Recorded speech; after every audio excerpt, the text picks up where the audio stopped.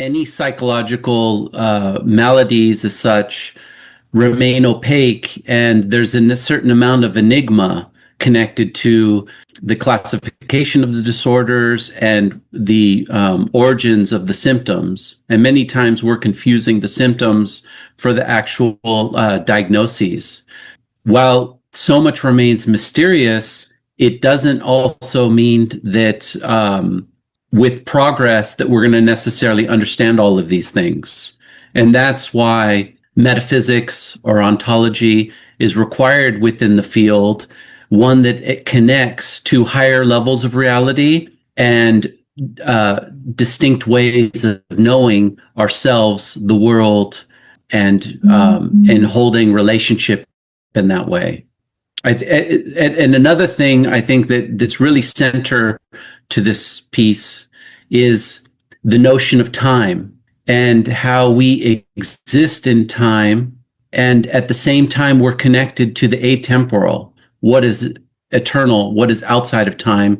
Yet the human condition logically assumes that what's in front of us, where we are right now, where we've come from, and where we anticipate being in the future, is in a sense all that is, especially as the sacred is ever more eclipsed, meaning that as more as we are disconnected from higher levels of reality, we're assuming that what we see, touch, taste, and feel is all that there is.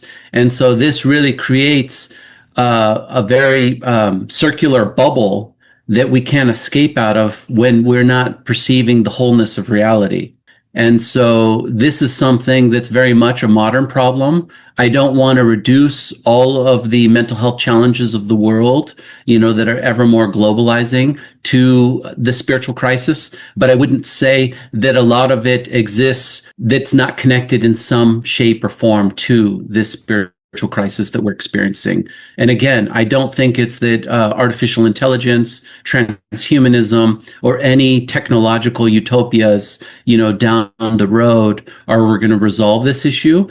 And even if we understand the contents of this article, or the presuppositions of the different spiritual teachings, connected to the world's cultures, it doesn't mean that we won't suffer in this life.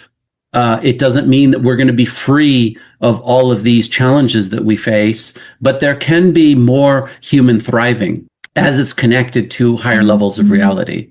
So that's the thing. I think that we speak about thriving or managing symptoms or well-being or health or healing or wholeness, but it's usually not aligned with the vertical. It's usually more horizontal. How are you doing in terms of how many clients you're seeing, per week, and how are you doing with the amount of vacations or time off you're doing, or your relationships, or is your 5-year plan working out for you? And I think those are important. I don't want to diminish that, but there's something more. So that's I threw out my 5-year plan a long time ago. Just a couple dialectics I wanted to draw out of this. First thing, the vertical versus the horizontal. That's something I always think about in terms of Dr. Sotias's work, and how do we add a vertical dimension to psychology, not just our clinical psychology, but the way that we're existing and moving through the world. The other dialectic I want to tease out, it's really interesting diagnostically to go back to older diagnostic paradigms. And I really love the fact we just go back to anxiety, depression, malaise, right? Boredom, I think, is a really highlightable thing in here, and how that is connected to this accelerationist modern life. People who do have at least some belief, and the stronger the belief, the more integral the belief to their identity and spirituality, it is, I see it very strongly as a protective resource, and I think that's also the perspective that you put out. The challenge with the Renaissance and the emergence of humanism is that it tries to define the whole of reality by human needs and human challenges and human perspectives, devoid of what? Higher levels of reality, which existed prior to that.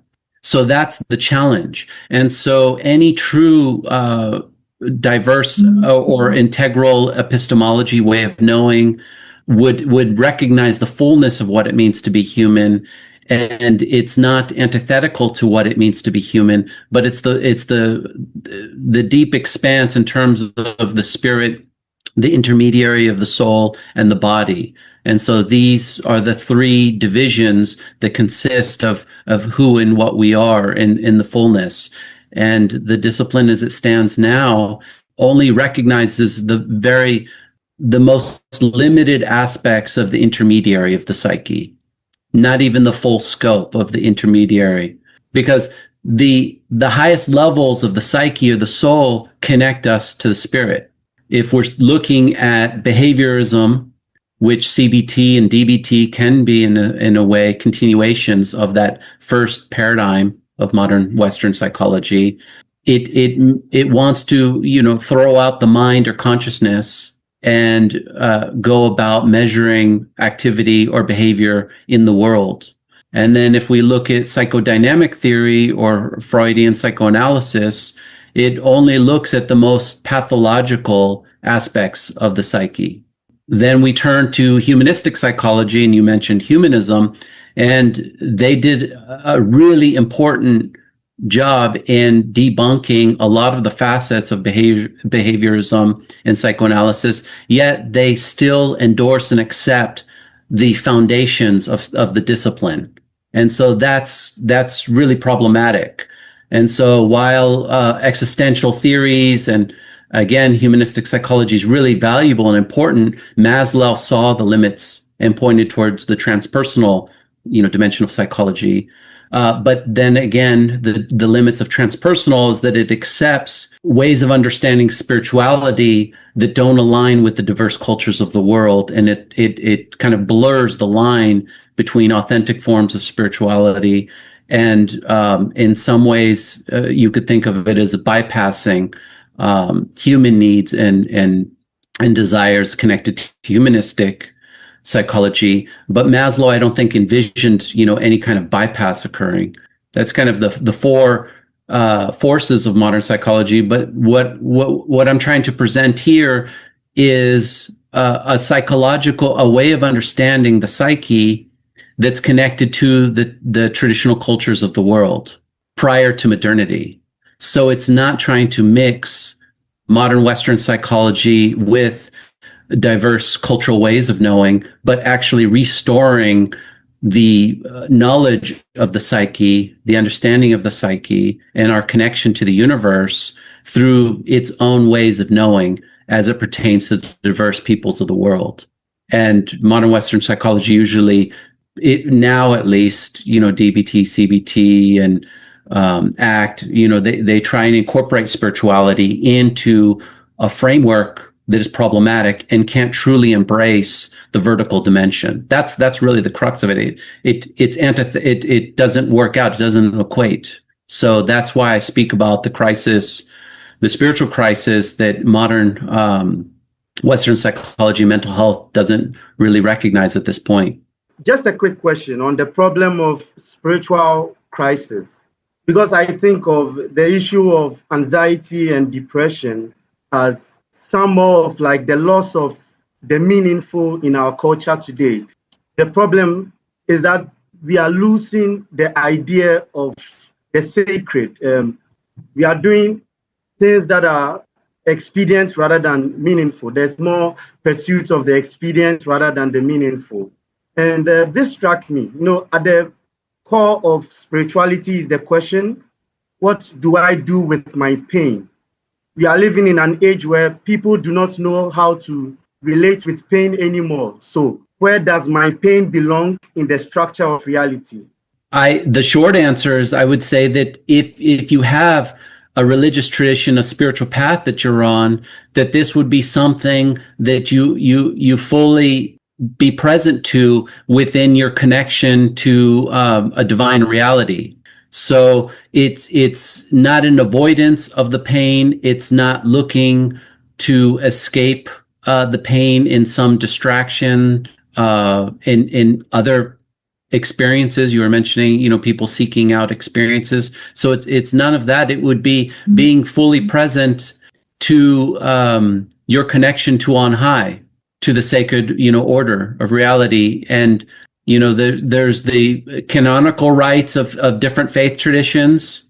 There's the personal connections or ways of praying. And then there's the direct communication with the divine reality. And these are things that usually modern Western psychology doesn't communicate or validate.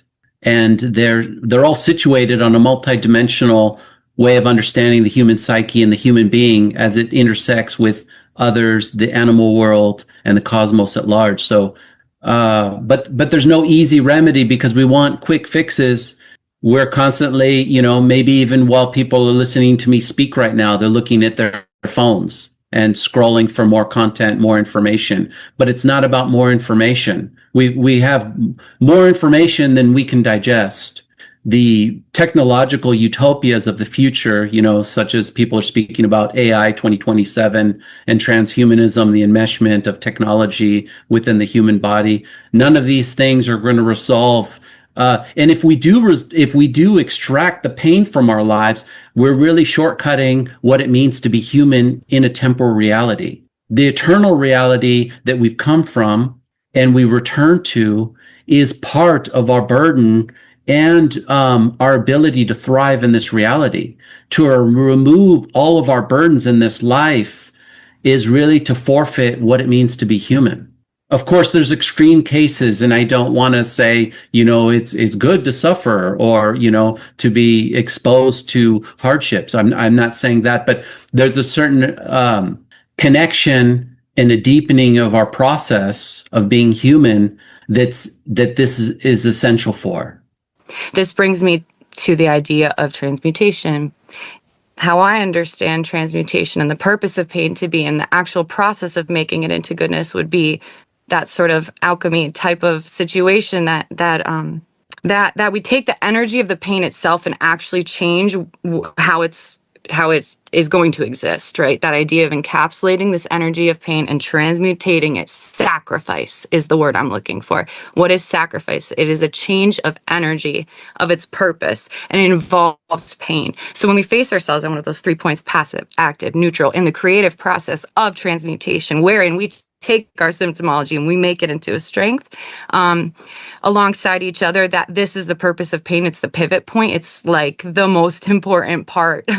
We're not doing something and we're not stuck.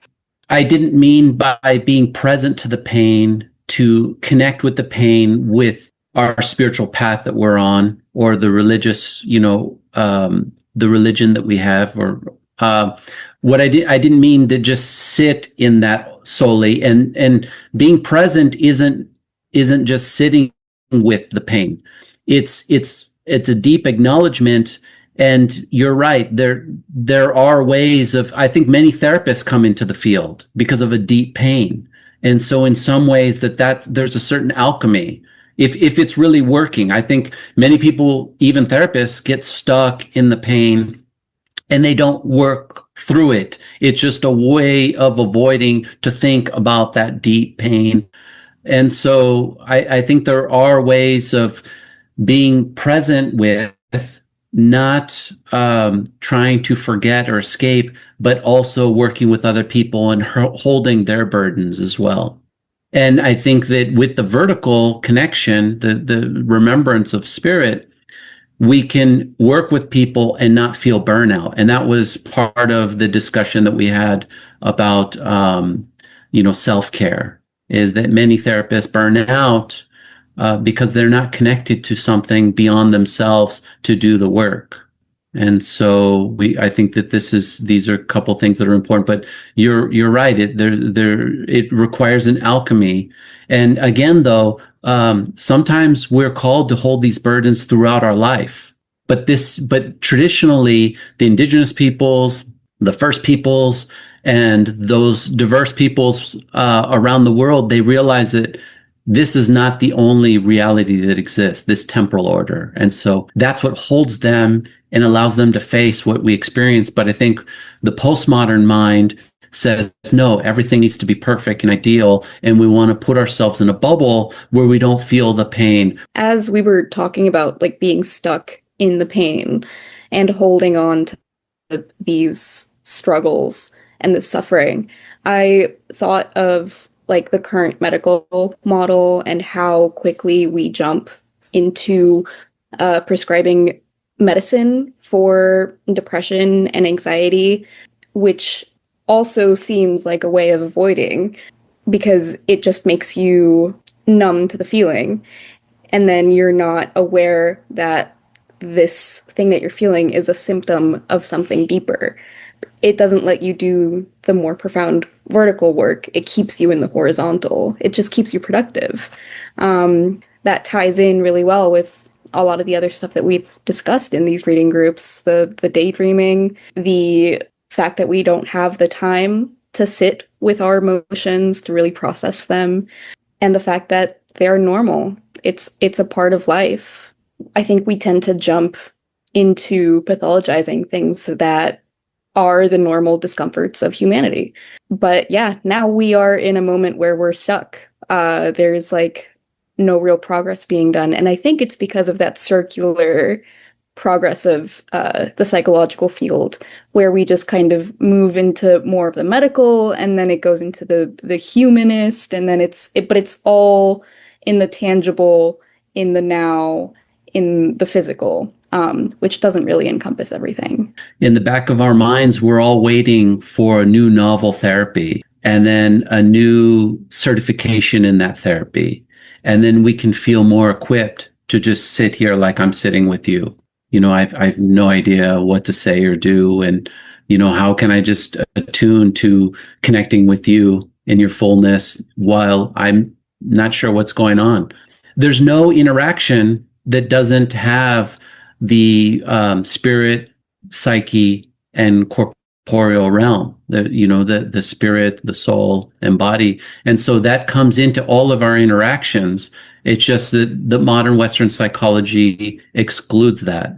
And it just focuses on a small portion of who and what we truly are, because it confuses the lowest dimensions with the fullness. And so there's not going to be a new novel therapy that's going to come out, because it's all situated on the two paradigms of behaviorism and psychodynamic or psychoanalytic theory. And so when the foundations are foul, there's really nothing that you can stack up on top of it, whether it's humanistic psychology or transpersonal psychology. And this way of looking at reality and ourselves, what I call sacred psychology, it's difficult. There's no really good, or science of the soul. There's no really great term for it, because it's not following suit with the status quo. It's not stacked up upon those erroneous foundations of the discipline. And I think that's why so many people are calling for decolonization or liberation psychology, that's disconnected from, the founders of the discipline, and trying to pursue, what it means to live disentangled from the machinery of the Enlightenment and what it's produced. I really appreciated all the mysticism that was brought into the article. I'm a big fan.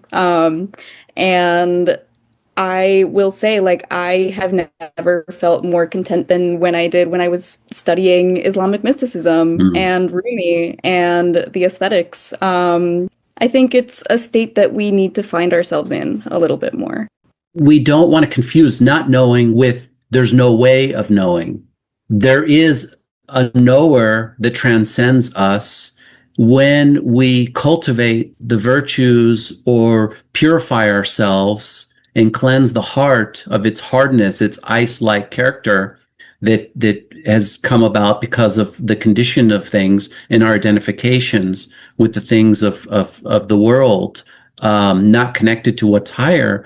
I think that then, we lose the sense of knowing and seeing and perceiving with real depth. And what in the article is called the eye of the heart, or intellectus in Latin, It's this direct apprehension of reality. So we come into a situation not knowing, but we don't, because I've met with many clinicians that speak about that, but it's almost, I don't know all the theories, so I'm just going to come into this with not knowing, and it's more nuanced than that. There is a transcendent reality, and there is a knowing that supersedes us. We might not be aware of that, so we come in to the encounter with the other, not knowing if we're not in connection with that, and through the energetic, going back and forth and feeling into this, the mystery of what we are, maybe that we can come to some glimpses of what's real and abiding in the human condition.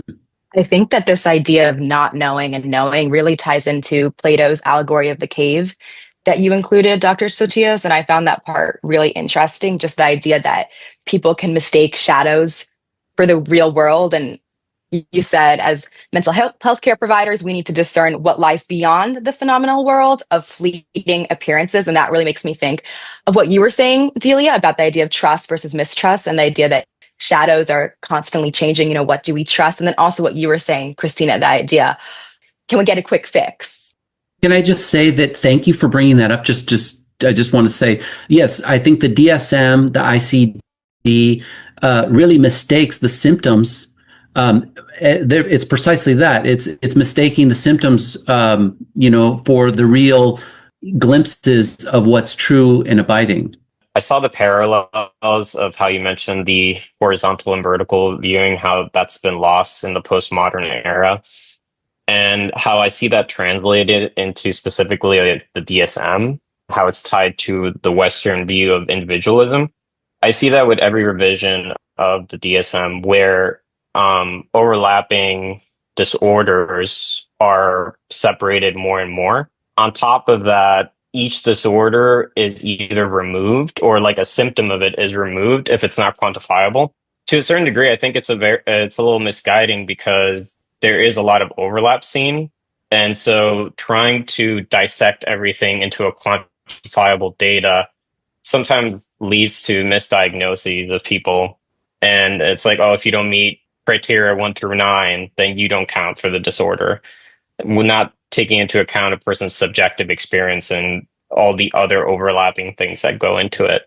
So in a sense, that type of diagnoses and overpathologizing things like Christina had mentioned kind of creates these shadows, right? It's not the real issue that the person is dealing with. We're just seeing a part of it, and that shadow can look bigger or smaller depending on what angle you're viewing it from, right? I just think it's crazy how you can sit with someone for 45 minutes to an hour and then come up with multiple diagnosis when you can work with a therapist, psychotherapist, 5-6 years. That they're still, because they're looking at it so in depth, I just don't get it. I completely do not get how somebody can sit for 45 minutes an hour and be like, boom, boom, boom, boom. The mental health or therapeutic industrial complex really demands that of us. And it really has us hyper-focused on the DSM, the big book. And so we have it beside our desk. And we've got, if we work in public mental health, we've got too many individuals to work with. And so we're pushed to diagnose the first meeting, assess their forth. And each time they're coming in, we're maybe not thinking once again about that initial diagnostic assessment that we made to change that diagnosis. Maybe they're no longer meeting that criteria. And it's complicated because at any one moment we can identify, that's the whole thing with the Enneagram and the different numbers, is that we're really, in the true sense, at the center. There's a sacred center. There's a transcendent reality that allows us to make contact with our own sacred center. And if we don't have mental health therapies that help direct us to this inner knowing, this inner sacred center that's connected to on high, then, what are we doing? And so all of the coping mechanisms all of the different exercises to help center, while good in the moment and needed in the moment, if they're not directing us to know and taste, so to speak, our inner sacred center, then I think we long term, we're not really doing what we hope to do. It just reminded me, I really liked the part of the article where it said about, I don't know word by from word, but I really did try and find it, and now I can't find it. But something about if you don't live to your full potential, you'll never fully seek happiness. So potential has become almost a psychology of itself, to seek and fulfill our potential. And while that's worthy and needed, what we lose sight of is our potential is to be fully who we are. And so to realize who we are is to embody the potentials that are already intrinsic in us. That's why I brought up the Platonic notion of anamnesis. And so a recollection, it's because we already are all of these things. And so mental health treatment is directing us back to what we have forgotten. And so the potentials are not, they're who we are, but they're on loan, so to speak, from on high. You have certain gifts that I don't have. Those things that you're able to do or I'm able to do, they're offered to us in this temporal reality. And we belong, so to speak, to a transcendent order that allows these gifts to be present with us for this short period of time. And I think what modern psychology does is that we identify with these potentials, and we think that we are cultivating themselves, and it misplaces the whole schema of identification in the wrong place, more in terms of our humanistic kind of endeavors rather than the transpersonal.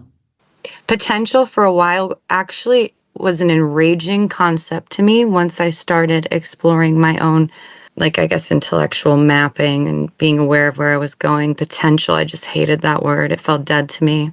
It's like through all of this, my meaning making via my pain, my burden, that is mine to carry maybe forever. I liked that you mentioned that.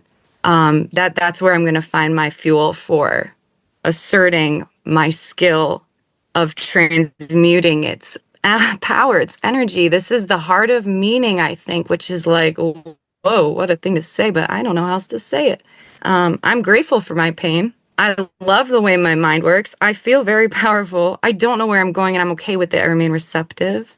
But I like the idea of pain as like a battery, a reverse black hole. There is an African concept called Ubuntu. J.S. Mbiti describes it as this: I am because we are, and since we are, therefore I am. Therefore, pain is shared. So in African spirituality, one does not suffer alone. So pain is brought to the tribe, to the circle. Pain is brought to community. Pain is shared. We do not exist as individuals. We exist as a community. We exist in communion with the divine. We exist in communion with the ancestors, with one another. A big issue currently in the current cultural climate here in Africa, people want to suffer alone. I see it a lot. Do we internalize pain? Do we keep pain in? Because I think that is what leads to things like depression. I identify with what you're saying, Desmond, and it is very compatible with the faith and belief systems of land-based people, including the Indigenous people in Canada, and I'm assuming in the States too, although I really know nothing about Indigenous people in the United States. And I'm also going to say here, because one of the other things that I really enjoyed about the article is that it didn't just stick with the typical stuff, it also got into the sociology, and I think that sociology is more attuned to the Ubuntu sort of idea of that sense that we are not atomized, we're not individuals, we're part of a whole. I believe that what I'm picking up from all of this newest science only over the past 15 or 20 years is that science will soon have to back up its claim that the world is material and empirical only, and that in fact there is a spiritual, what we refer to as spiritual, right? What was curious to me is why do the Eastern cultures and land-based people maintain that model of human and extra-human interface, whereas westernized science dropped it, right? The work of Wolfgang Smith might really interest people that are exploring the meaning of science and its connection to cosmological principles and the spiritual traditions of humanity. He recently passed away, but he has a lot of work, and he has a website with many of the articles available. Again, that's Wolfgang Smith, physicist, mathematician. But to back up, I think that this is a really important aspect about the modern and postmodern world, is that when we experience hardships, it can further entrench us in the identification, the godlessness, so to speak, of the dominant culture, and the sense that there's no higher or deeper reality than our current experience. And I think that can lead to absolutizing our problems. There are many indigenous peoples and peoples throughout the world that have experienced and are experiencing a genocide right now as we're having this dialogue. And if we look very closely, there's very few of them, if any, that are complaining on any interviews about the loss of their faith. It's actually the connection with the divine reality that's allowing them to continue forth and be dignified and authentic in who they are as human beings. And I think that this is in large part part of the modern and postmodern problem. And the identification with we versus I, and that we are going to hold each other's burdens. I think that those that are subscribing to the modern mental health paradigm, if they embrace the we rather than the I, well, actually, the transcendent I is the we. That's an interesting thing. The horizontal I is the entrenchment of the bubble, the bubbling and the identification with only ourselves. But there's a transcendent component with a divine I, which is the we. And I think if we restored the principle of sharing our burdens in a true way, in an authentic way, I think we could change so many things in those that are subscribing to this kind of outlook that's very much desacralized. I want to just grab society and shake it and say, you've really got to just open your mind and listen, open your heart and listen to this. There's not one way. And I think that it has to do with the hegemonic dominance of the modern Western psychological model. That modern Western psychology is the only psychological way of working with people. Clinical psychology is connected to that. All of the models are connected to the Western frame of mind. And again, I think that that's why there are pockets growing throughout the world calling for liberation psychology, decolonization within therapeutic models, and they're longing for something more. Yes, we need to decolonize, but my way of thinking about this is to not throw out the Western model. It has its own way of working, but it's how can we return to the diverse ways of knowing that are embedded in these more integrative models of understanding the human being and utilizing them for our work, and not trying to push the Western model through globalization on all the diverse peoples. I think one of the conversations we had together is that you could go right now to, I'm sure you could go to, well, correct me if I'm wrong. I sense that you could go anywhere within Africa and study psychology at the university level. And what are you going to find? What are you going to be taught? My hunch is that it's the most modern Western psychological paradigm. If you go to China, if you go to India, Pakistan, anywhere in the Middle East, anywhere in South America, Central America, but wherever you go on this planet, when people hear, psychology, they're not thinking of the science of the soul. It's connected to the diverse ways of knowing throughout the world. They're thinking that the only psychology that exists is that which reaches acme in the Enlightenment period through the 400-year trajectory of losing our connection to the spirit world.